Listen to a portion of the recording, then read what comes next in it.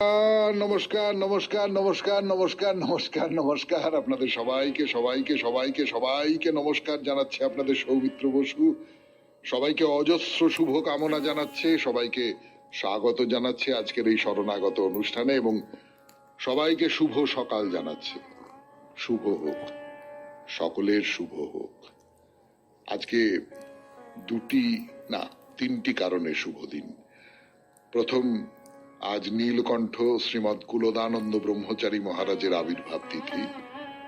দ্বিতীয়, পণ্ডিত জওয়াহরলাল নেহেরুর জন্মদিন আজকে 14ই নভেম্বর 1889 খ্রিস্টাব্দে তার জন্ম হয়েছিল।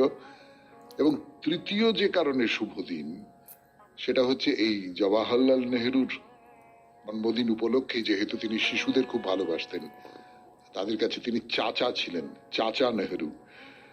আজকের দিনটা শিশু দিবস। আজকের দিনটাতে আমরা প্রতিজ্ঞা করি যে বুক দিয়ে পৃথিবীর সরাবো জঞ্জাল, শিশুদের জন্য বাসযোগ্য করে রেখে যাব এই পৃথিবীকে এবং তাদের উপর দায়িত্ব দিয়ে যাব তারা যাতে তাদের পরবর্তী প্রজন্মের জন্য এই পৃথিবীকে সুন্দর করে রেখে যায়। আর আজকে বিশ্ব ডায়াবেটিস দিবস।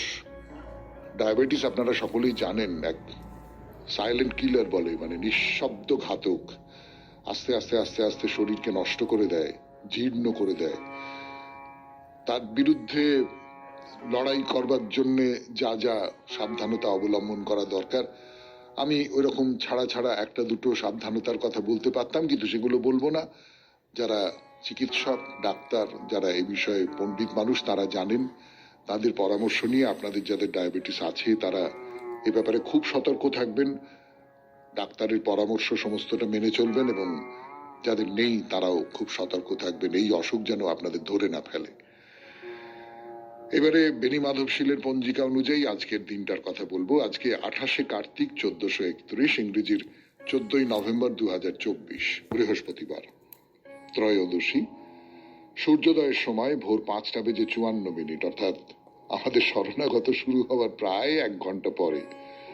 সূর্যাস্তের সময় বিকেল 4:50। নক্ষত্র অশ্বিনী। আজকে জন্মে মেষ রাশি, ক্ষত্রিয় বর্ণ, মতান্তরে বৈশ্য বর্ণ, দেবগণ। রাত্রি 12:05 গতে নরগণ। আমাদের হোয়াটসঅ্যাপে চিঠি পাঠাবার নাম্বার 9831922927। চিঠির গোড়ায় অতি অবশ্যই SG লিখতে হবে, সেটা আপনারা সকলে জানেন। SG লেখা সেই চিঠিতে আমার হোয়াটসঅ্যাপ ভরে গেছে, আমার মানে বিগ FM এর হোয়াটসঅ্যাপ ভরে গেছে। তার কারণ আজকে আপনাদের চিঠিপত্র দিয়েই পুরো অনুষ্ঠানটা সাজানো হয়েছে। চিঠিপত্রের বিষয় হলো পুজোর 4 দিন। তো পুজোর 4 দিন নিয়ে অনেকে অনেকে অনেকে চিঠি লিখেছেন। তার মধ্যে প্রথম যে চিঠিটি পড়বো আমি, বাগবাজার থেকে লিখেছেন শর্মিষ্ঠা করুড়ি, ডক্টর শর্মিষ্ঠা করুড়ি।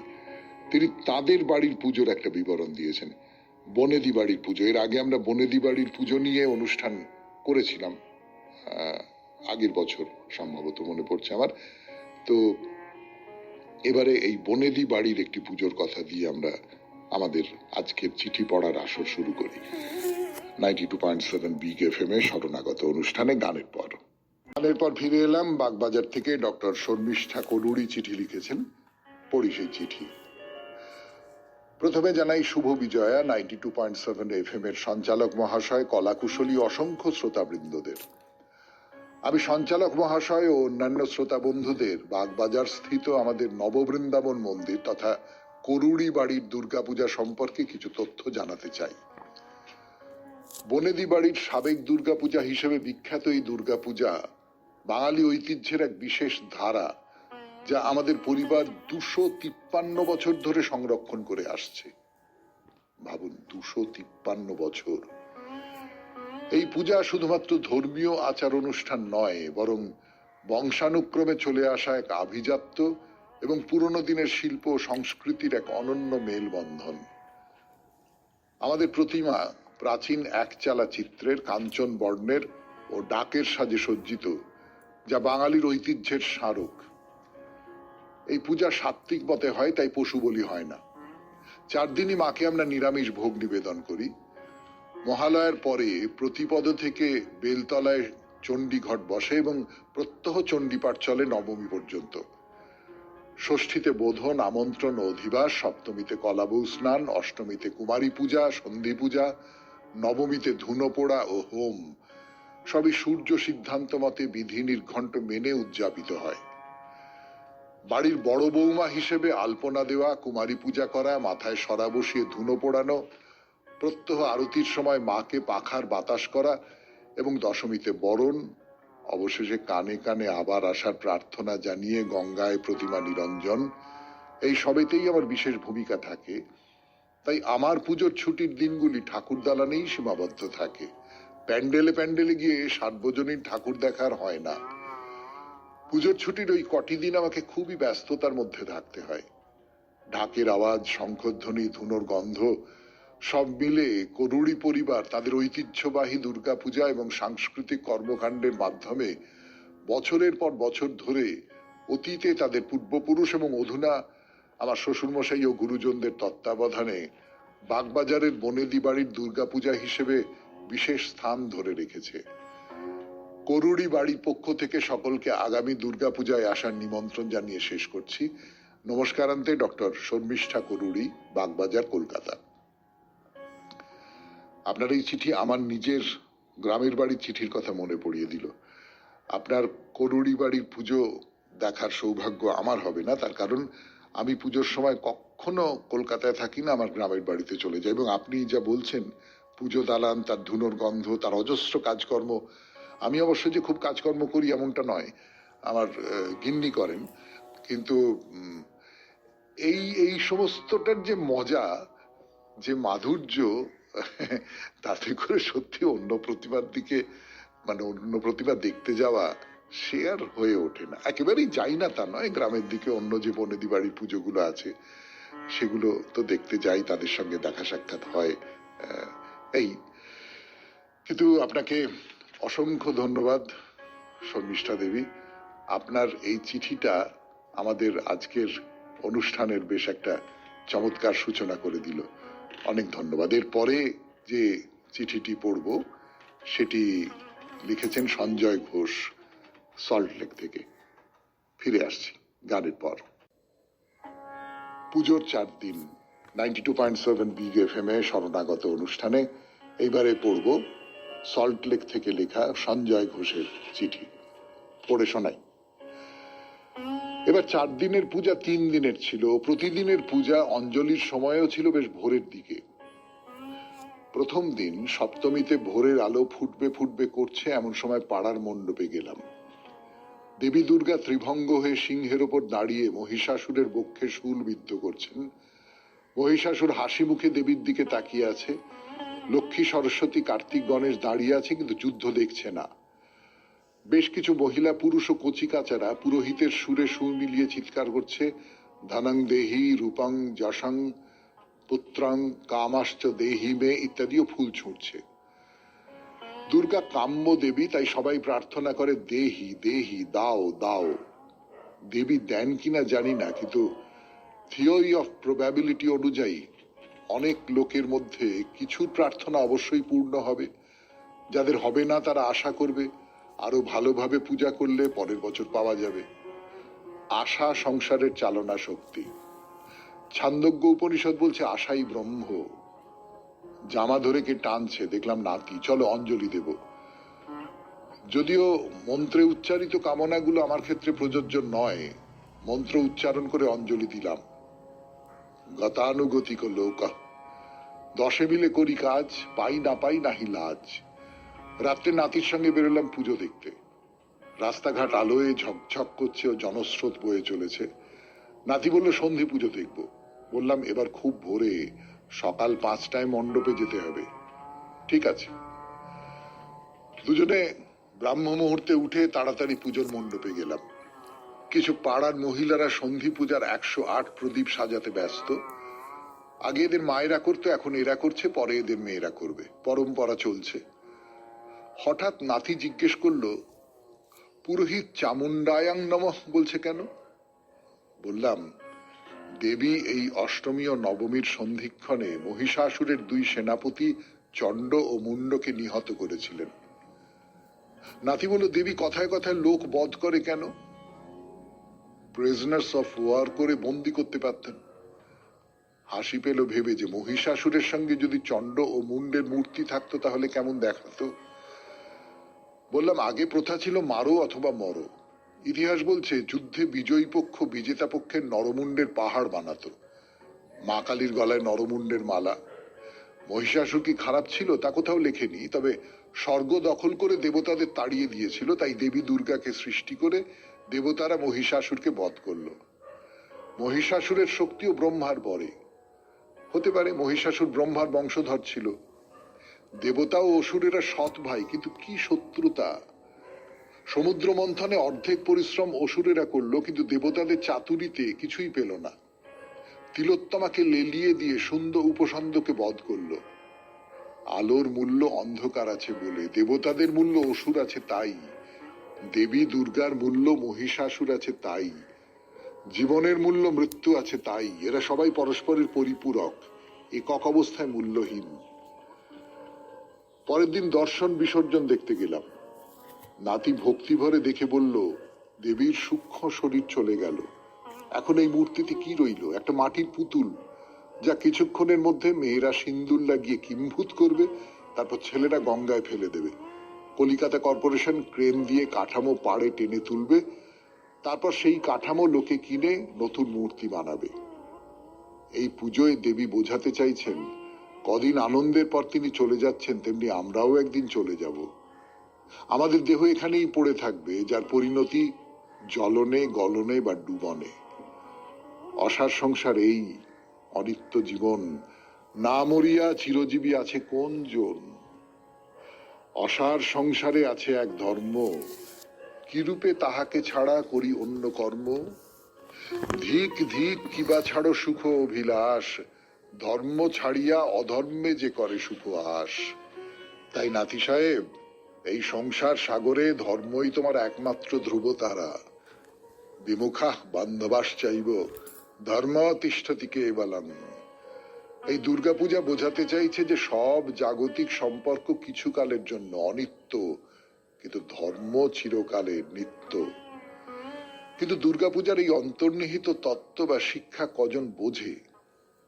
সঞ্জয় ঘোষ লিখেছেন সল্টলেক থেকে। খুব সুন্দর চিঠি, এবং কি বলবো, জ্ঞানগর্ভও বটে।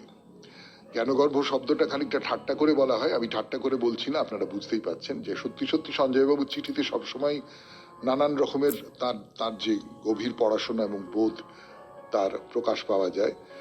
নাতিকে বলার মধ্যে দিয়ে তিনি আমাদের যে কথাগুলো বললেন, বিশেষ করে শেষে, সেই কথাগুলো খুব খুব মূল্যবান। তার অর্থ না বুঝে আমরা পুজো করি, পুজোর আনন্দে মেতে উঠি নিশ্চয়ই, কিন্তু তা তো সবসময়ই হয়, জীবনের সব ক্ষেত্রেই হয়। আমরা অধিকাংশ মানুষই তো গভীরতর তাৎপর্য যেগুলো, সেগুলো তো বুঝতে পারি না। যাই হোক, এর পরের চিঠি লিখেছেন মধুমিতা ভট্টাচার্য, চণ্ডীচরণ জ্যোতির্ভূষণ লেন, বালি, হাওড়া থেকে। পড়ে শোনাবো সেই চিঠি 92.7 বিগ এফএম এ শরণাগত অনুষ্ঠানে। ফিরে আসছি গানের পর। এফএম এ শরণাগত অনুষ্ঠান শুনছেন। এখন মধুমিতা ভট্টাচার্যের চিঠি পড়ে শোনাই। এত সুন্দর অভিজ্ঞতা মা দুর্গা দিলেন, এ জন্মে আর সম্ভব নয়, তাই জানাতে ইচ্ছা হলো। 15ই আগস্টের মিটিং এ মাঝবয়সীরা কমিটি ছেড়ে দিয়ে 30-এর ঊর্ধ্বে ছেলেদের দিয়ে নতুন দুর্গাপূজা কমিটি করে দিলেন। নতুন কমিটি সিদ্ধান্ত নিলেন পাড়ার 60-এর ঊর্ধ্বে মহিলাদের দিয়ে চতুর্থীর দিন পূজা উদ্বোধন অনুষ্ঠান করানো হবে। হোয়াটসঅ্যাপ গ্রুপে সবটা জানলাম। 60-এর এখন দেরি আছে, শারীরিকভাবেও ধর্তব্যের মধ্যে পড়ি না। ভাবলাম একবার মণ্ডপে যাব।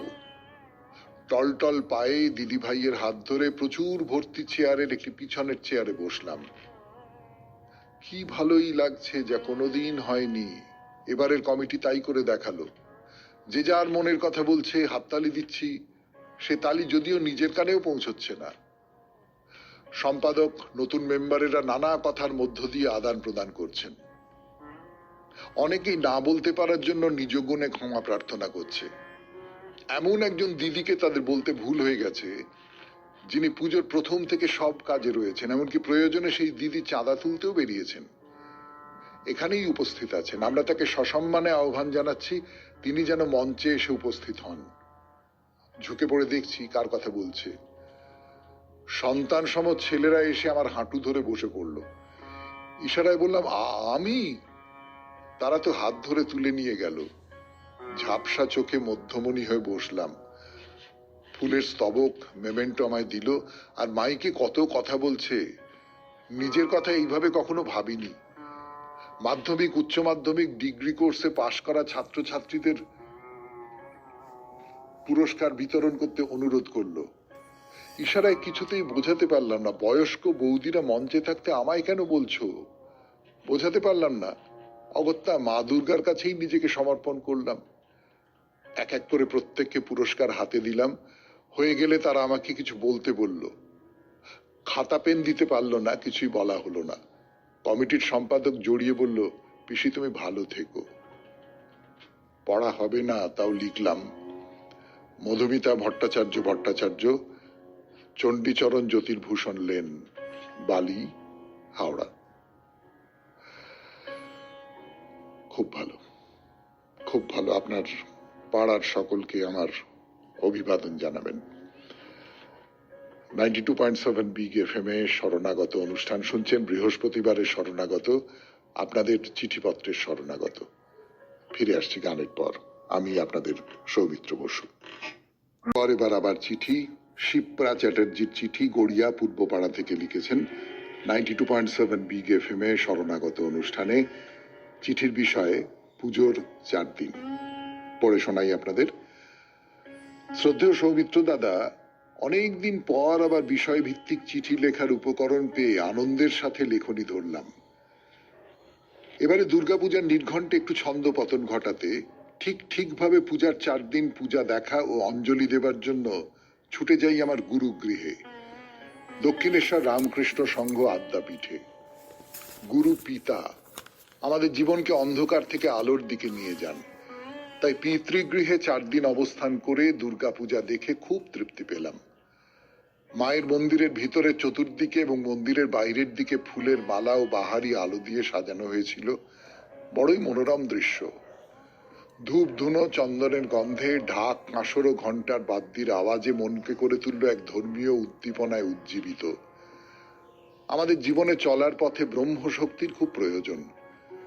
গুরুগৃহের এই পূজা দর্শন আমাকে এই শক্তির নির্যাস নিতে সাহায্য করেছিল। মায়ের গলায় বিরাট প্রস্ফুটিত পদ্মফুলের মালা দেখে প্রার্থনা করলাম, মা যেন প্রস্ফুটিত শতদলের মতো নির্মল ও পবিত্র করে তোলে তার সন্তান সকলকে।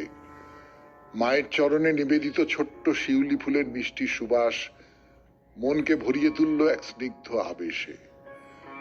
পুরোহিত মহাশয়ের উদাত্ত কণ্ঠে চণ্ডী পাঠ মনের ভিতর এক অবর্ণনীয় শক্তির সঞ্চার করল। ষষ্ঠী থেকে দশমী পর্যন্ত মায়ের চরণে ফুল বেলপাতা সহ অঞ্জলি দিয়ে বড় তৃপ্তি পেয়েছিলাম। মহা অষ্টমীর প্রায় শেষ ও নবমীর শুরু এই সন্ধিক্ষণে সন্ধি পূজার অঞ্জলি দিয়ে মন শান্তি ও পবিত্রতায় উদ্বেলিত হয়েছিল। সন্ধি পুজোর প্রদীপগুলো জ্বালাতে জ্বালাতে মায়ের কাছে প্রার্থনা করলাম, মা আমাদের মনের সমস্ত অন্ধকার, দিশাহারা, হতোদ্যম কুটিলতাকে বিনাশ করে আলোর দিশারিতে নিয়ে চলো। পূজার 4 দিন মায়ের ভোগ প্রসাদ সেবা করে না জানা অমৃতের স্বাদ আস্বাদন করেছিলাম। বিজয়া দশমীতে মাকে ঘিরে মায়েদের সিঁদুর খেলার পবিত্র উৎসবে মাতোয়ারা হলাম সবাই। এরপর বিজয়ার প্রণাম সারলাম। এই বছরে এইভাবেই গুরুগৃহে কাটালাম পুজোর 4টে দিন। বাড়ি ফিরে আসার সময় উপলব্ধি করলাম, এই সংসারে মায়ের থেকে আপন কেউ হয় না, সে গর্ভধারিণী মাই হোক বা মৃন্ময়ী মাই হোক। মাকে ঘিরে এই 4টে দিনের আনন্দের বাতাবরণে মনে দোল দিল এক চরম প্রশান্তি। দাদা, আপনাকেও বিগ FM এর সকল কলাকুশলী বৃন্দকে ও সকল শ্রোতা বন্ধুদের জানাই আজকের শুভ সকালের প্রীতি শুভেচ্ছা ও ভালোবাসা। নমস্কারান্তে, শিপ্রা চ্যাটার্জি, গড়িয়া, পূর্বপাড়া। পুজোর 4টে দিন আপনি গুরুগৃহে কাটিয়েছেন, আর গুরুই তো আমাদের ঈশ্বরের কাছে নিয়ে যান। ফলে না, নিশ্চয়ই পাড়ার পুজো বা নিজের বাড়ির পুজো এসব খুব সুন্দর, কিন্তু গুরুগৃহ খুব সুন্দর। সেই গুরুগৃহে কাটানোর এই বিবরণ আমাদেরও নিশ্চয়ই খুব ভালো লেগেছে। এরপরে আমরা পড়ব দিব্যেন্দু মুখোটি, দমদম নাগের বাজার থেকে লিখেছেন তার চিঠি। পুজোয় তো বাঙালি বেরিয়েও পড়ে বাইরে। আমি ছোটবেলায় তো মনে পড়ে আমার বাবা মা আমাকে নিয়ে বাইরে বাইরে নানান জায়গায় ঘুরে বেড়াতেন। পুজোর ছুটির কটা দিন বাবা ওকালতি করতেন, ওই সময় কোর্ট বন্ধ থাকতো, আমারও স্কুল বন্ধ থাকতো, ফলে খুব ঘুরে বেরিয়েছি সেই সময়। সেরকম একটা ভ্রমণ কাহিনী দিব্যেন্দু মুখোটি, দমদম নাগের বাজার থেকে। ফিরে আসছি গানের পর 92.7 বিগ এফএম এ শরণাগত অনুষ্ঠানে। দিব্যেন্দু মুখোটির চিঠি নিয়ে ফিরে এলাম 92.7 বিগ এফএম এ শরণাগত অনুষ্ঠান শুনছেন আপনারা। পড়ি সেই চিঠি। বিষয় পুজোর 4 দিন। আপনার দেওয়া এই মাসে এই বিষয়টি খুবই প্রাসঙ্গিক। পুজোর দিনগুলি কেমন কাটলো এ প্রসঙ্গে আমাদের সকল শ্রোতা বন্ধুদের বলি, পুজোর দিনগুলির সঙ্গে আরো কয়েকটি দিন জুড়ে গিয়েছিলাম শ্রীনগর সহ কাশ্মীরের কয়েকটি স্থান দর্শনে।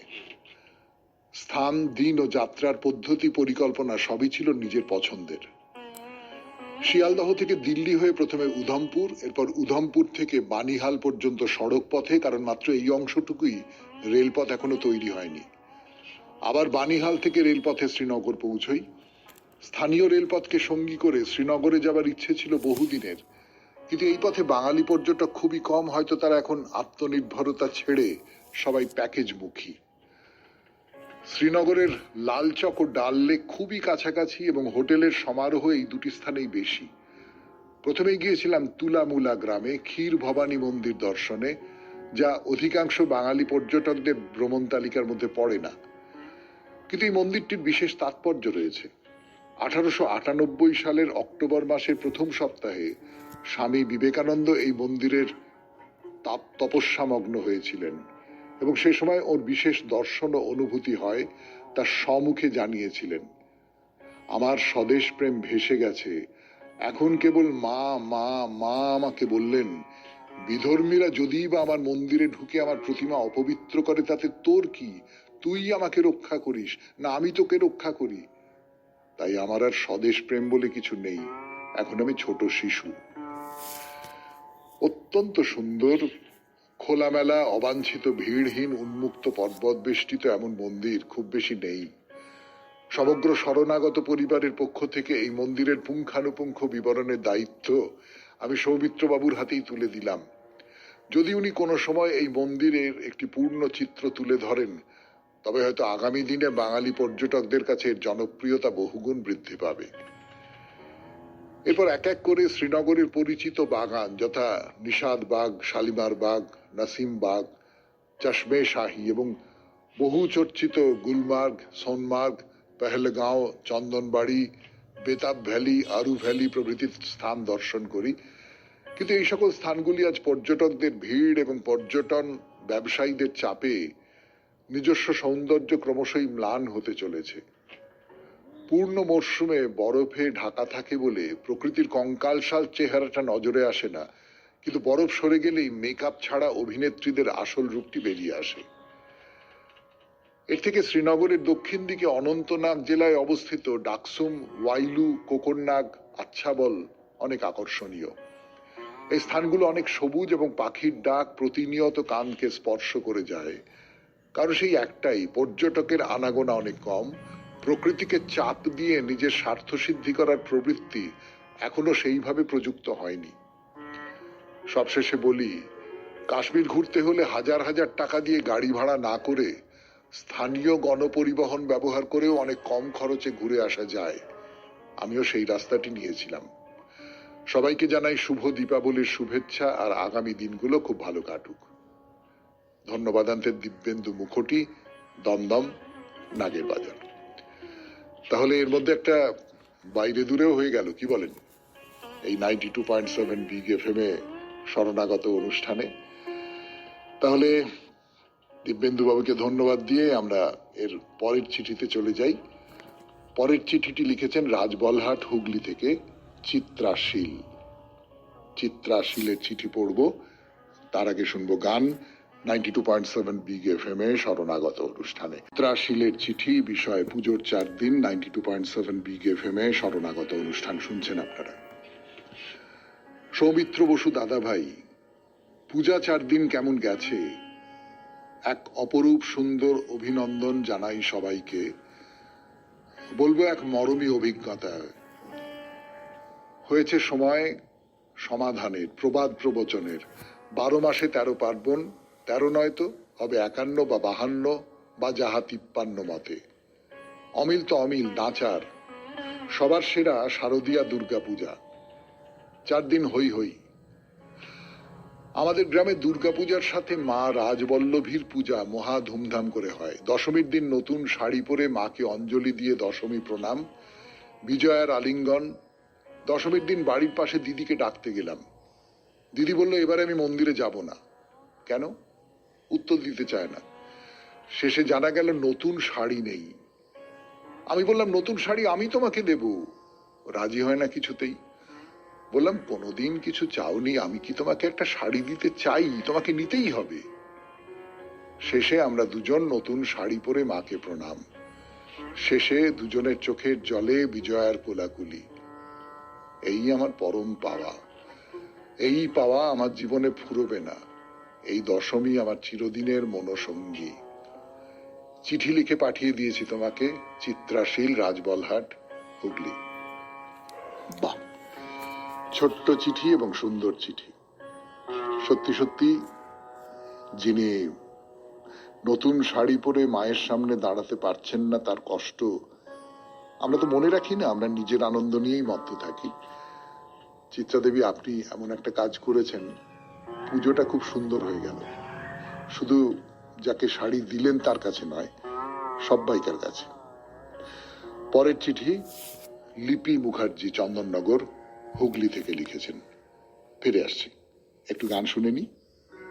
গানের পর 92.7 বিগ এফএম এ শরণাগত অনুষ্ঠানে বৃহস্পতিবারের শরণাগত, আপনার চিঠিপত্র পড়ার শরণাগত। এবারে চিঠিটি লিখেছেন লিপি মুখার্জি, বিষয় পুজোর 4 দিন। পরম শ্রদ্ধেয় দাদা ভাই, প্রথমেই জানাই আপনাকেও শরণাগত সমস্ত শ্রোতা বন্ধুদের শুভ বিজয়ের প্রীতি, শুভেচ্ছা ও নমস্কার। এবারে আসি চিঠির বিষয়। বাঙালিদের কাছে দুর্গোৎসব যেন এক ভালো লাগার, খুশির স্রোতে অবগাহনের প্রতীক্ষা। আপামর বাঙালি বেঁচে থাকে, যেভাবেই দিনযাপন করুক না কেন, সবাই যেন উৎসবের দিনগুলো উদযাপনের ভাবনায় মেতে ওঠে। অনুভবের আয়নায় ফুটে ওঠা আমি আমার আমিত্বটাকে ছড়িয়ে দিলাম সামাজিক চিত্রায়নে। এবারে আমার একদম বিষণ্ণতায় ভরা পুজো কেটেছে। কারণ এক, আরজিকর কাণ্ডের জন্য আমাদের কারোরই মন ভালো নেই। 2, পুজোর ঠিক কিছুদিন আগে, গত 11ই সেপ্টেম্বর, আমার মা আমাদের ছেড়ে না ফেরার দেশে চলে গেছেন। প্রতি বছর মা ষষ্ঠী থেকে এসে থাকতো আমাদের কাছে। একসঙ্গে পাড়ায় পুষ্পাঞ্জলি দিতে যেতাম অষ্টমীর দিন। তাই এই বছর খুবই মন খারাপ, যন্ত্রণা নিয়ে পুজো কেটেছে। তবে এই একদিন বেরিয়ে পুষ্পাঞ্জলি দিয়েছি, আর বেরোনোর কোনো ইচ্ছে ছিল না। গোটা পুজোটা মায়ের সঙ্গে কাটানোর স্মৃতিগুলি মনের কোণে বারবার উঁকি দিচ্ছিল। দেখতে দেখতে আবার জগদ্ধাত্রী পুজো চলে এলো। এখনো আমার মনে বিষাদের ছায়া গ্রাস করে আছে। কারণ আমার মা ভাই ফোঁটায় আবার সবাই মিলে আসতো। আমার বাড়ির কাছেই মামার বাড়ি। মামাদের ফোঁটা দিয়ে আমাদের বাড়ি চলে আসতেন। আবার জগদ্ধাত্রী পুজোর পঞ্চমীর দিন থেকে মামার বাড়িতে গিয়ে থাকতো। আমি ঠাকুর দেখে রোজ মায়ের সঙ্গে দেখা করতে যেতাম। আজ জগদ্ধাত্রী পুজোর নবমী। সব দিক থেকে মাইকের আওয়াজ গমগম করছে, কিন্তু আমার মনে কোনো আনন্দ নেই। আগামীকাল দশমীতে আমাদের বাড়ির সামনে দিয়ে অনেকগুলো ঠাকুর প্রসেশন যাবে। এসবই দেখবো এক ঝুড়ি মন খারাপের কষ্ট নিয়ে। এমনকি শরণাগতে চিঠি লিখেও মাকে ফোন করে আগে শোনাতাম, তারপর পোস্ট করতাম। তাই অনেকদিন আমার চিঠি লেখাও বন্ধ ছিল। কিন্তু দাদা ভাই, আপনি যখন বিষয় নির্বাচন করে দিলেন, তখন আর না লিখে থাকতে পারলাম না। যা আমাদের ভালো লাগা, সারাটা দিনের কাজের অক্সিজেন সরবরাহ কেন্দ্র শরণাগতে। আজ আপনাকে প্রণাম ও সবার মঙ্গল কামনা করে এখানেই শেষ করলাম। নমস্কারান্তে, লিপি মুখার্জি, চন্দননগর, হুগলি। লেপি দেবী, আপনার চিঠি তো পড়লাম। সত্যি সত্যি আমার ধারণা আমার নিজের যেমন তেমনি সকলেরই মন একটু খারাপ হয়ে গেল। কিন্তু একটা কথা আপনাকে বলবো, বুদ্ধদেব বসুর একটা নাটক আছে প্রথম পার্থ, তার একেবারে শেষে এরকম একটা সংলাপ আছে যে জীবিতেরা সুখী হোক, শান্তি হোক মৃতের আত্মার। যিনি চলে গেছেন তাকে তো মনে রাখবই, মনে রাখবো, এবং মনে রাখবো এটাও যে তিনি কিন্তু আছেন। কেবলমাত্র শরীরটাই তো সব নয়, মনের মধ্যে যিনি থাকেন, স্মৃতি, স্মৃতিরও তো একটা রূপ আছে, একটা অবয়ব আছে। সেই রূপ নিয়ে, সেই অবয়ব নিয়ে আপনার মা আপনার কাছে আছেন, তিনি চলে যাননি। মাকে ভাবুন, মাকে নিয়ে ভাবুন, কিন্তু মায়ের জন্য এত বেশি মন খারাপ করবেন না যাতে আপনার চারপাশের এই যে পৃথিবীটা, সেই পৃথিবীটা আপনার কাছে নিরর্থক হয়ে যায়। এই অনুরোধটুকু করব শরণাগত সৌমিত্র বসুর পক্ষ থেকে। এবারে পরের চিঠি, তপন কুমার সরকার, কালীতারা বসলেন, বেলেঘাটা, কলকাতা থেকে। ফিরে আসছি গানের পর। তপন কুমার সরকারের চিঠি, বৃহস্পতিবারের শরণাগত অনুষ্ঠানে 92.7 বিগ FM এ। বিষয় পুজোর 4 দিন। বাইরে পুজো পুজো ভাব, ভিতরে কিসের অভাব, এই উপলব্ধির মোড়কে ছিল এবছরের পুজো।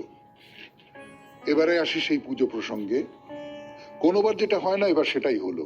মোবাইলে অ্যালার্ম দেওয়াই ছিল, সেটা বেজে উঠলো ভোর 3টে বাজতেই, সকলকে তুলে দেবার জন্য। তখন থেকেই হুড়োহুড়ি। সরকারি নির্দেশ তো ছিলই, 3টে বাজতেই কল থেকে জল পড়া শুরু হয়ে গেল। যারা অঞ্জলি দিতে যাবে তারা তখন প্রচন্ড ব্যস্ত, স্নান ইত্যাদি সেরে নতুন পোশাকে অষ্টমী পুজোর অঞ্জলি দেবার জন্য। যে করেই হোক সকাল 6টার মধ্যে পাড়ার পুজো মণ্ডপে হাজির হতে হবে। মাইকে ঘোষণা শুরু হয়ে গেছে, যারা যারা অঞ্জলি দিতে ইচ্ছুক। আমাদের বাড়ির সব সদস্যদের মধ্যে মাত্র 5 জন, যেমন আমার গিন্নি আর আমার প্রবাসী ছেলে ও তার কনিষ্ঠ পুত্র। আমার মেয়ে তার বড় কন্যাটিকে নিয়ে রেডি অঞ্জলি দেবার জন্য। কিন্তু এবার তিথি নক্ষত্রের ফেরে সব ঘেঁটে জোড়া জোড়া তিথি এক এক দিনে, ফলে 4 দিনের পুজো থেমেছে 3 দিনে। আমার এত বছরের অভিজ্ঞতায় এত সকালে অঞ্জলি হতেই প্রথম দেখলাম। ছোটবেলায় বাড়ির বড়দের কাছে শুনতাম দেবীর আগমন আর গমন ঘোড়ায় আর দোলায় নাকি খুবই অশুভ, কিন্তু এবার তো সেটাই হলো। মনে শঙ্কা জাগে, দেবী মাকে তো ভাসালাম, আমাদের না ভাসতে হয়? তবে ভরসা একটা আছেই।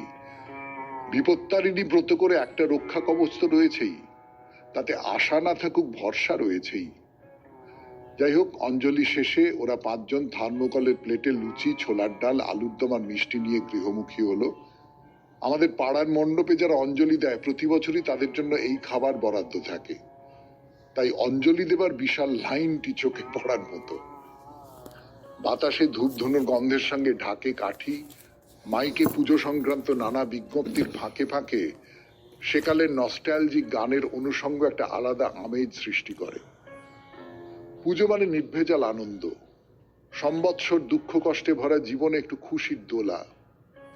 পুজোর এই 4টে দিন, এবছর অবশ্য 3 দিন, পরিবারের সকলকে নিয়ে গল্প গুজবে মেতে থাকা। খাবারের মেনুতে একটু অন্য স্বাদের ভিন্ন পদ। আমাদের এই প্রজন্মের ছেলেমেয়েরা সোশ্যাল মিডিয়ার দৌলতে যেসব নতুন নতুন রান্না রপ্ত করেছে, তার খোলা প্রদর্শন স্থল হলো এই 4 দিনের পুজো। সব থেকে বড় কথা, বয়সজনিত রোগ ব্যাধির কারণে যেসব প্রবীণ মানুষেরা বাইরে বেরুতে ভয় পান, তাদের কাছে এক অন্য স্বর্গ, যেখানে ভরপুর আনন্দই প্রথম আর শেষ কথা। ঘরে বসেই ভরপুর আনন্দের শরিক হন, এক অন্য পুজো তাদের কাছে। প্রীতি, শুভেচ্ছা আর ভালোবাসায় শেষ করলাম এই প্রতিবেদন। শুভেচ্ছান্তে তপন কুমার সরকার, কালীতারা বসলেন, বেলেঘাটা, কলকাতা 10। হালকা চালের চিঠি, কিন্তু খুব ভাল লাগলো। মানে ভোরবেলাটা কেটে এখন তো সকাল হয়ে এসেছে, এই সময়টায় আপনার এই চিঠি, তার যে একটু মজা করে লেখা, সেটা খুব চমৎকার। এইবারে যে চিঠিটি পড়ব সেটি লিখেছেন তপব্রত মাইতি, গোলপার্ক, কলকাতা 29 থেকে। দেখা যাক তপব্রত মাইতি পুজোর 4 দিন কি লিখেছেন এই 92.7 বিগ এফএম এ শরণাগত অনুষ্ঠানে। মাইতির চিঠি 92.7 বিগ এফএম এ শরণাগত অনুষ্ঠানের শেষ চিঠি, পুজোর 4 দিন। শুভ বিজয়া ও দীপাবলির বিলম্বিত শুভেচ্ছা জানাই। পারিবারিক কারণে গত 3 মাস কানাডিয়ান শহর ভ্যাঙ্কুভারে যেতে হয়েছিল। ফলস্বরূপ 3 মাস ধরে সকালে শরণাগত অনুষ্ঠান শোনা হয়নি। সেটা একটা খারাপ লাগার কারণ, কিন্তু নিরুপায় হয়ে মেনে নিয়েছিলাম। এছাড়া কলকাতার দুর্গাপুজোতে এবার থাকা হয়নি। আপনার অনুষ্ঠান থেকে জানলাম যে এতদিন বিষয়ভিত্তিক চিঠি শ্রোতাদের থেকে চাওয়া হয়নি। শুরুর প্রথম বিষয় পুজোর কয়েকদিন, তাই ভাবলাম এবার বিদেশের দুর্গাপুজো নিয়ে লিখব। ওই দেশে দুর্গাপুজো কিন্তু তিথি মেনে করা হয় না। দেবীপক্ষ পড়ে যাওয়ার পর সপ্তাহের শেষে শুক্রবার, শনিবার ও রবিবার ধরে পুজো হয়। খোঁজ নিয়ে জানলাম আমাদের থাকবার জায়গা থেকে গাড়িতে প্রায় 8 ঘন্টার দূরত্বে সারে নামে একটি শহরে দুর্গাপুজো ঠিক হয়েছে অক্টোবর 4, 5 ও 6 তারিখে। 4 তারিখে সপ্তমী, 5 তারিখে অষ্টমী ও নবমী ও 6 তারিখ রবিবার দশমী। সারের আর্ল মারিয়ট সেকেন্ডারি স্কুলে হল ভাড়া করে পুজো হলো। হলটি বেশ বড়। একদিকে পুজো, অন্য 3 দিকে স্টল। সেখানে জামা কাপড়, আচার, খেলনা ও ঘর গৃহস্থালির সমস্ত জিনিস বিক্রি হচ্ছিল। মূল হলের বাইরে আরেকটি ছোট হল, সেখানে বিনামূল্যে মূলত প্রসাদ ও ভোগ বিতরণ হচ্ছিল। তাছাড়া কিছু খাবার দোকানও ছিল। এবার আসি মূল পুজোর কথায়। বেশ নিয়ম নিষ্ঠা মেনেই পুজোর সব কাজ হলো, যদিও বং মিলন্তি এই নামেই উদ্যোক্তারা পুজোটা আয়োজন করেছেন, কিন্তু সামগ্রিকভাবে আমার তো এটা ভারতীয় পুজো মনে হলো। বাঙালিরা রীতিমতো ধুতি, পাঞ্জাবি, শাড়ি ইত্যাদি পরে হাজির। চারপাশে বাংলা ভাষা শুনে বেশ ভালো লাগছিল। এছাড়া গুজরাটি, পাঞ্জাবি ও অন্যান্য অনেক অবাঙালি মানুষের ভিড় আমাকে বেশ অন্যরকম আনন্দ দিল। দেশের বাহিরে এ যেন ভারতীয়দের মিলন মেলা। প্রচুর ভিড় নেই, অনেক বাড়াবাড়ি নেই, কিন্তু ভক্তি আছে, শ্রদ্ধা আছে। তবে কলকাতার পুজোর আড্ডা ও খাওয়া দাওয়াটা অবশ্যই মিস করছি। ঠিক পরের সপ্তাহের শেষে 11, 12 ও 13 অক্টোবর পুজো হলো বাড়ির কাছেই শিব মন্দিরের হলে। সেটা অপেক্ষাকৃত ছোট হলেও পুজোর উদ্যোক্তারা কিন্তু একই রকম উৎসাহ উদ্দীপনা নিয়ে পুজোটা সম্পন্ন করেছে।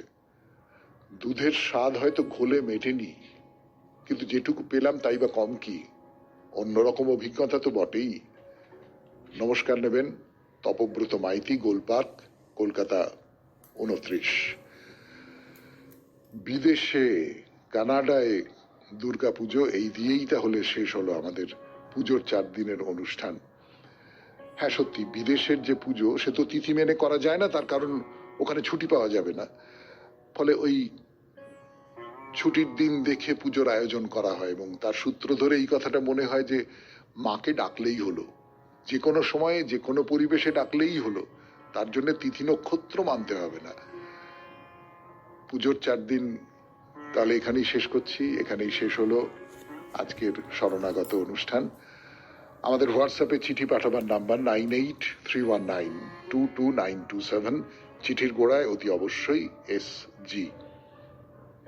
তাহলে আজকের মতো বিদায়। সবাই খুব ভালো থাকবেন, আনন্দে থাকবেন। নমস্কার। নমস্কার নমস্কার নমস্কার নমস্কার নমস্কার নমস্কার আপনাদের সবাইকে সবাইকে সবাইকে সবাইকে নমস্কার জানাচ্ছে আপনাদের সৌমিত্র বসু। সবাইকে অজস্র শুভ কামনা জানাচ্ছে, সবাইকে স্বাগত জানাচ্ছে আজকের এই শরণাগত অনুষ্ঠানে, এবং সবাইকে শুভ সকাল জানাচ্ছে। শুভ হোক, সকলের শুভ হোক। আজকে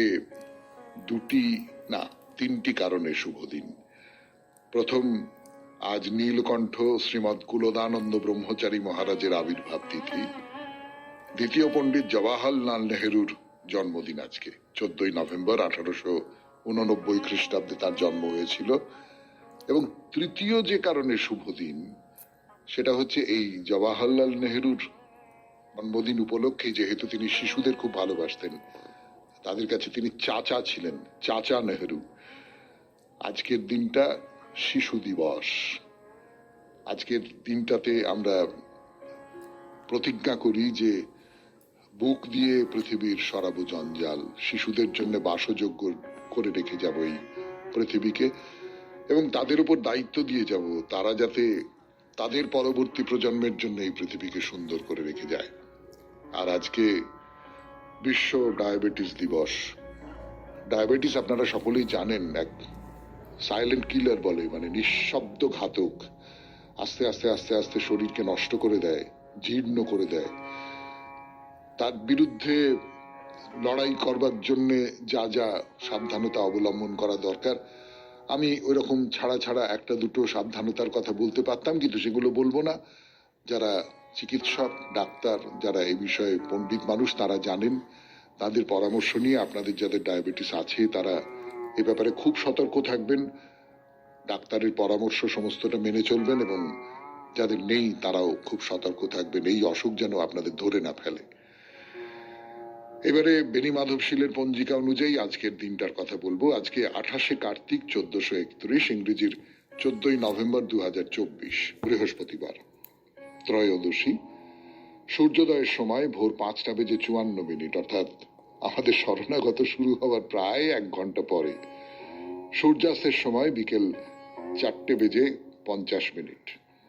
নক্ষত্র অশ্বিনী। আজকে জন্মে মেষ রাশি, ক্ষত্রিয় বর্ণ, মতান্তরে বৈশ্য বর্ণ, দেবগণ। রাত্রি 12:05 গতে নরগণ। আমাদের হোয়াটসঅ্যাপে চিঠি পাঠাবার নাম্বার 9831922927। চিঠির গোড়ায় অতি অবশ্যই SG লিখতে হবে, সেটা আপনারা সকলে জানেন। SG লেখা সেই চিঠিতে আমার হোয়াটসঅ্যাপ ভরে গেছে, আমার মানে বিগ FM এর হোয়াটসঅ্যাপ ভরে গেছে। তার কারণ আজকে আপনাদের চিঠিপত্র দিয়েই পুরো অনুষ্ঠানটা সাজানো হয়েছে। চিঠিপত্রের বিষয় হলো পুজোর 4 দিন। তো পুজোর 4 দিন নিয়ে অনেকে অনেকে অনেকে চিঠি লিখেছেন। তার মধ্যে প্রথম যে চিঠিটি পড়বো আমি, বাগবাজার থেকে লিখেছেন শর্মিষ্ঠা করুড়ি, ডক্টর শর্মিষ্ঠা করুড়ি। তিনি তাদের বাড়ির পুজোর একটা বিবরণ দিয়েছেন, বনেদি বাড়ির পুজো। এর আগে আমরা বনেদি বাড়ির পুজো নিয়ে অনুষ্ঠান করেছিলাম, আগের বছর সম্ভবত, মনে পড়ছে আমার। তো এবারে এই বনেদি বাড়ির একটি পুজোর কথা দিয়ে আমরা আমাদের আজকের চিঠি পড়ার আসর শুরু করি। 92.7 বিগ FM এ শরণাগত অনুষ্ঠানে গানের পর ফিরে এলাম। বাগবাজার থেকে ডক্টর শর্মিষ্ঠা করুড়ি চিঠি লিখেছেন, পড়ি সেই চিঠি। প্রথমে জানাই শুভ বিজয়া 92.7 FM এর সঞ্চালক মহাশয়, কলাকুশলী অসংখ্য শ্রোতাবৃন্দদের। আমি সঞ্চালক মহাশয় ও অন্যান্য শ্রোতা বন্ধুদের বাগবাজার স্থিত আমাদের নববৃন্দাবন মন্দির তথা করুড়ি বাড়ির দুর্গাপূজা সম্পর্কে কিছু তথ্য জানাতে চাই। বনেদি বাড়ির সাবেক দুর্গাপূজা হিসেবে বিখ্যাত এই দুর্গাপূজা বাঙালি ঐতিহ্যের এক বিশেষ ধারা, যা আমাদের পরিবার 253 বছর ধরে সংরক্ষণ করে আসছে। ভাবুন, 253 বছর। এই পূজা শুধুমাত্র ধর্মীয় আচার অনুষ্ঠান নয়, বরং বংশানুক্রমে চলে আসা এক আভিজাত্য এবং পুরনো দিনের শিল্প ও সংস্কৃতির এক অনন্য মেলবন্ধন। আমাদের প্রতিমা প্রাচীন একচালা চিত্রের, কাঞ্চন বর্ণের ও ডাকের সাজে সজ্জিত, যা বাঙালির ঐতিহ্যের স্মারক। এই পূজা সাত্ত্বিক মতে হয়, তাই পশু বলি হয় না। 4 দিনই মাকে আমরা নিরামিষ ভোগ নিবেদন করি।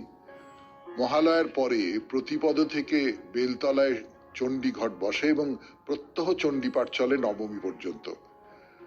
ষষ্ঠীতে বোধন, আমন্ত্রণ ও অধিবাস, সপ্তমীতে কলাবউ স্নান, অষ্টমীতে কুমারী পূজা, সন্ধি পূজা, নবমীতে ধুনো পোড়া ও হোম।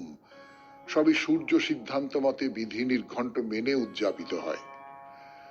বাড়ির বড় বৌমা হিসেবে আলপনা দেওয়া, কুমারী পূজা করা, মাথায় সরা বসিয়ে ধুনো পোড়ানো, প্রত্যহ আরতির সময় মাকে পাখার বাতাস করা এবং দশমীতে বরণ, অবশেষে কানে কানে আবার আসার প্রার্থনা জানিয়ে গঙ্গায় প্রতিমা নিরঞ্জন, এই সবেতেই আমার বিশেষ ভূমিকা থাকে। তাই আমার পুজোর ছুটির দিনগুলি ঠাকুর দালানেই সীমাবদ্ধ থাকে। প্যান্ডেলে প্যান্ডেলে গিয়ে সার্বজনীন ঠাকুর দেখার হয় না। পুজোর ছুটির ওই কটি দিন আমাকে খুবই ব্যস্ততার